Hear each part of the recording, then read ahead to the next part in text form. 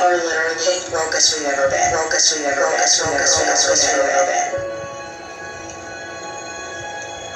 But I'm making the most money I ever had my entire life. My husband and I, between the two of us, gross, make like over $80,000 a year. And if you told me a few years ago that $80,000 a year was not going to be enough for a family of four, I make more than what I made back in 2015. But I am still literally living paycheck to paycheck. I have to work 60 hours a week and make $80,000 a year to make ends meet. That's insane. I can't even begin to wrap my head around it. Financially, I don't understand anymore. I don't understand how I make $34 an hour and I can't function and I can't pay my bills.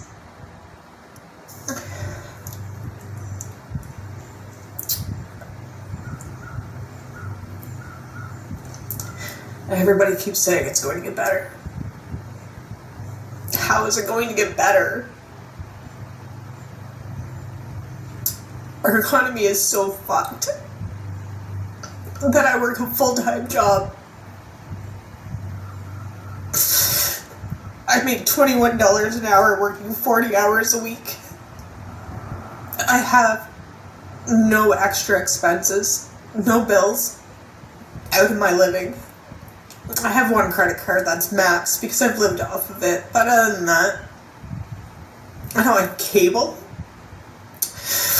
I haven't had cable in 10 years. We have cell phones, but, that's required to live on. But other than that, nothing extra. On paper, my bills are $2,701. My income is $2,710. Do the math. $9 a month before I pay for food, gas, car repairs, any entertainment. There's no money for that. And my car is dying. It's paid for, so I don't have car payments now that I'm going to replace. And I don't know how to do that on $9 a month. $9 to feed myself, $9 to buy a car, $9 for insurance. Yeah.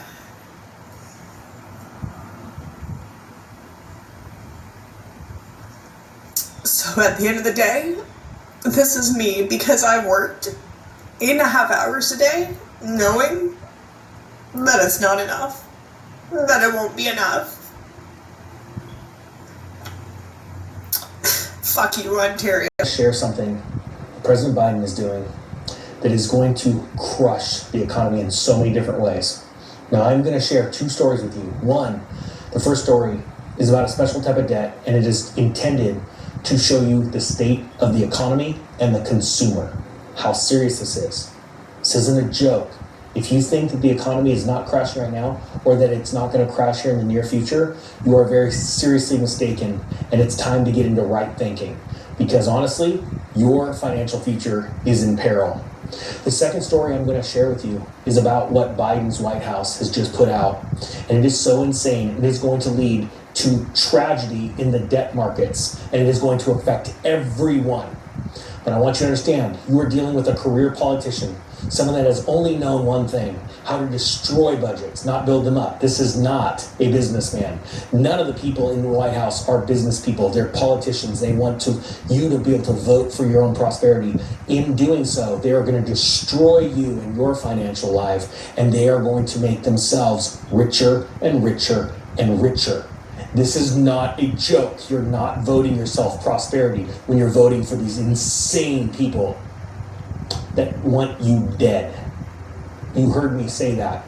Now, here's the first story. This is to show you, and this is how you need to be thinking, honestly, because people have been brainwashed over the last few decades financially. They have no concept of how financial markets work and how they're affected based on current and current and historical decisions, policies that have been put in place. This story is out of CNBC. As of right now, we already know it's been announced that credit card debt is at an all-time high. Why? Because people have less money, so they need to borrow money. That's very simple.